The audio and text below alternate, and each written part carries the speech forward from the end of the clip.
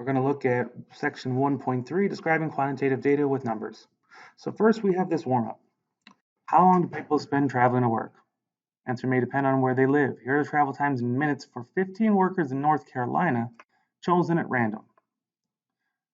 What is the mean time for these workers? How do we find the mean? We just add up all the values and divide by 15, which we get 22.47 minutes.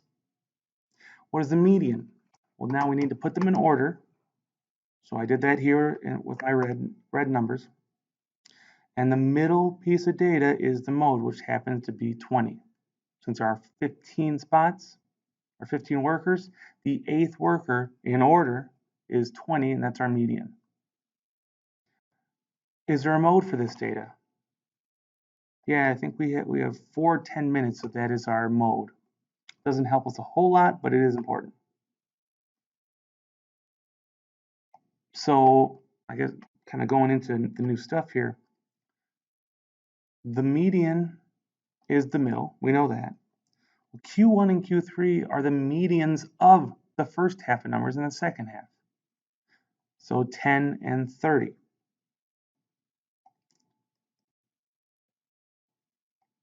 Again, we'll come back to this when we start looking at our 5-number summary and our box plot. When we describe a set, we use SOCs for spread, outliers, centers, and shape. And obviously, shape and spread could be interchanged. The centers that we're going to talk about is mean, median, or mode. And they're things that we've done before. So this green box is just a very complicated way of saying we know how to find the average, add them up, and divide by the number of things you added up. What we use for the mean is X bar, this symbol X with a bar over top. That's our sample mean. We'll get more into sample population stuff in a little bit, but just know that it's how we find the mean.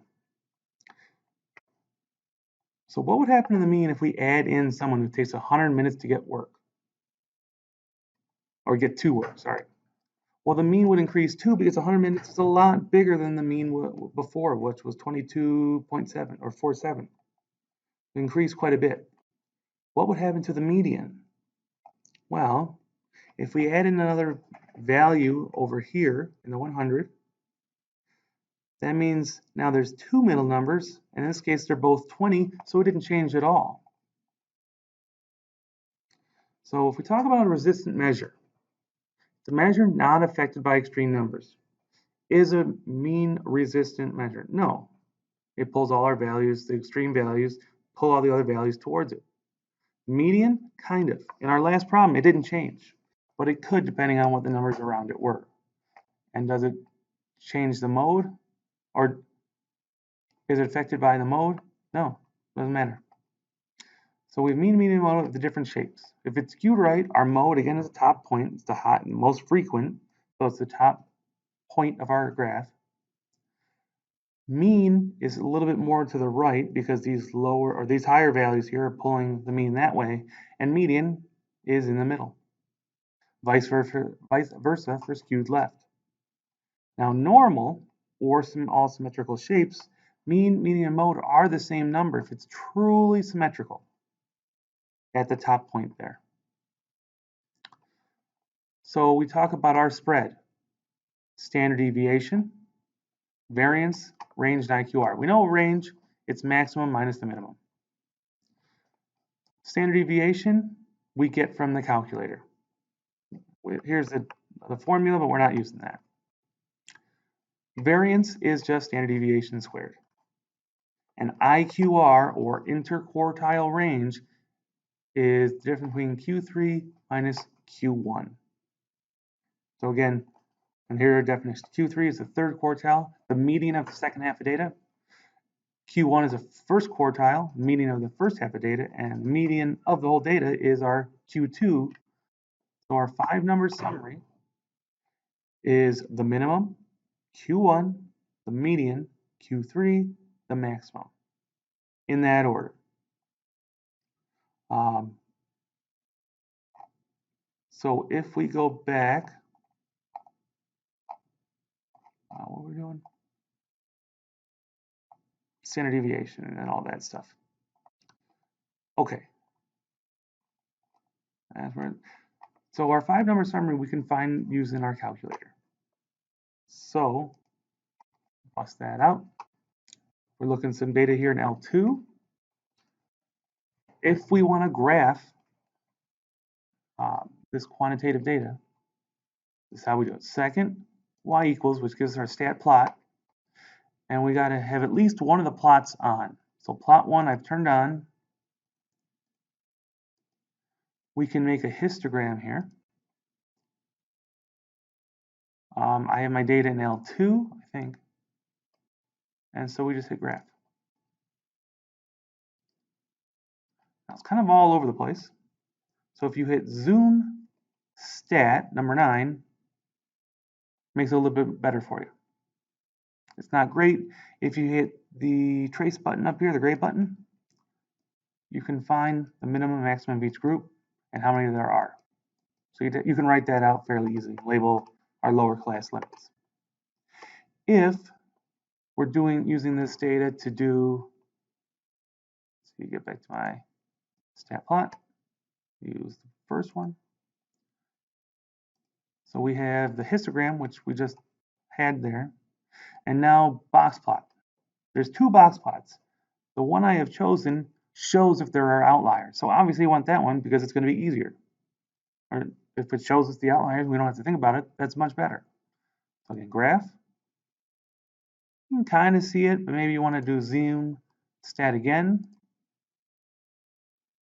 Again, we hit the trace button. The minimum is 0.55 in millions, of course. Q1, the median. Q3, not really the maximum, but the maximum 27.5 was an outlier. It's far enough away from most of the values that it is an outlier. So that's how we can make a stem plot or a histogram. When we're dealing with SOCs, if we're talking about a symmetrical graph, we use mean and standard deviation. If we are using, or if we have a skewed graph, we're going to use median and IQR as our measurements. Again, IQR is just Q3 minus Q1.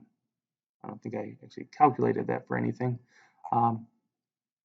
So what else we can do for this same data? We're going to go to stat, calc, and one variable statistics, one var stats, number 1. I don't know what we're using. I guess I should go check my lists. So the baseball data is in L2. So again, stat, calc, one variable stats, and there I want to put L2. So second stat will give me the option to choose these, and number 2. Frequency list, doesn't matter, calculate. Here's our mean, 6.56. Our standard deviation, we'll use SX right now, so 6.97. We have our minimum, Q1, our median, Q3, and our maximum. But we also have our standard deviation. Now, how we get our standard deviation or variance is squaring the standard deviation. That's all that is. So that's how you do our 5-number summary stuff and those graphs.